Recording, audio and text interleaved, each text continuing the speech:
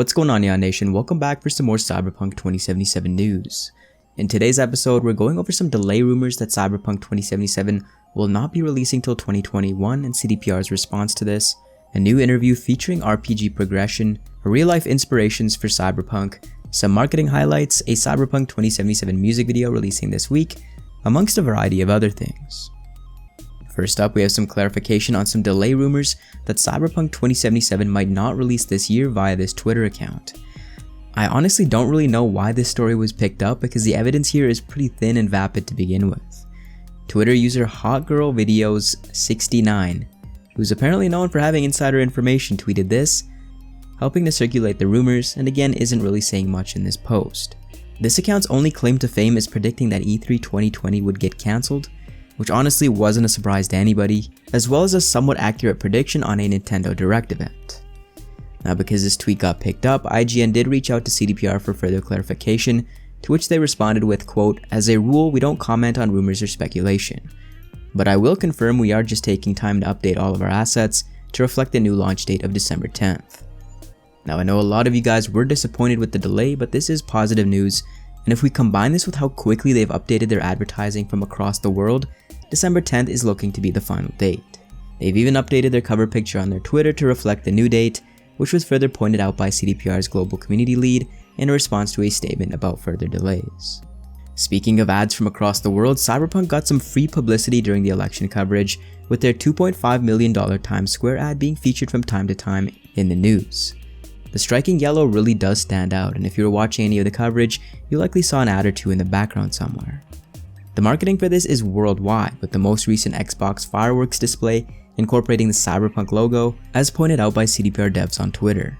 There was also a 20-foot replica of Johnny Silverhand's iconic arm, and again I've mentioned this before and I will again, not since Halo 3 do I remember such strong branding across the board. Moving on, we have a new interview with Danielle Dury, principal gameplay animator at CD Projekt Red.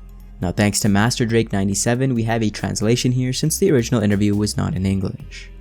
In a question about main inspirations, it's mentioned by Dury that Night City is a multicultural city, and that there are a wide variety of people from monks to scavengers to corpos of all descents.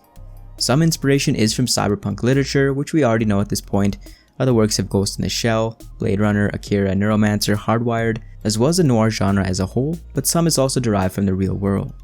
The example Dury provides here is Kowloon Walled City, which was in Hong Kong. I remember watching a documentary about this incredible city many years ago, so I'm glad to hear that this was a source of inspiration. This walled city was demolished in 1994 but housed 50,000 residents in a 6.4-acre piece of land and housed its own dark ecosystem.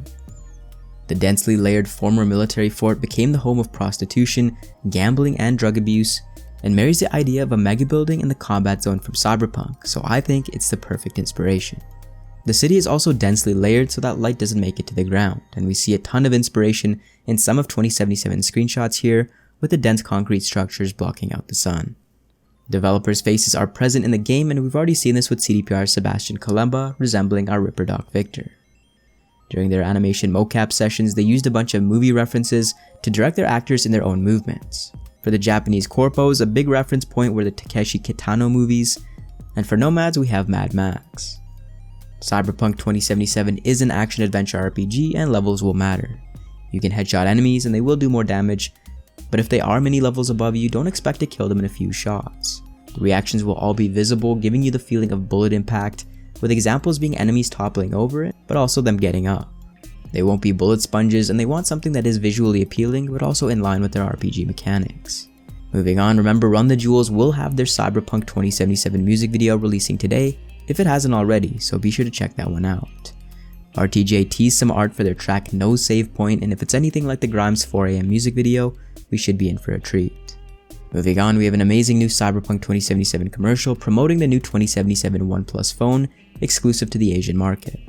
This anime short features Takamura, and although it is in Japanese, could offer some good insight into what the eventual Cyberpunk Edgerunners anime could look like when it releases in 2022.